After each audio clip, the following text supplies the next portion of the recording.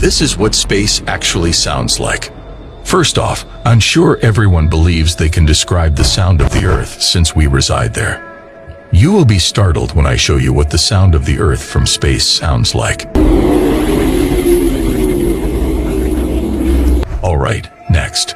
I'm pretty sure we're all scared of one of these getting our Earth, but this is what a comet sounds like when it's flying through space.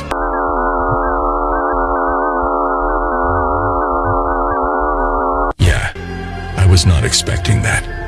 But this is what it sounds like when two black holes collide.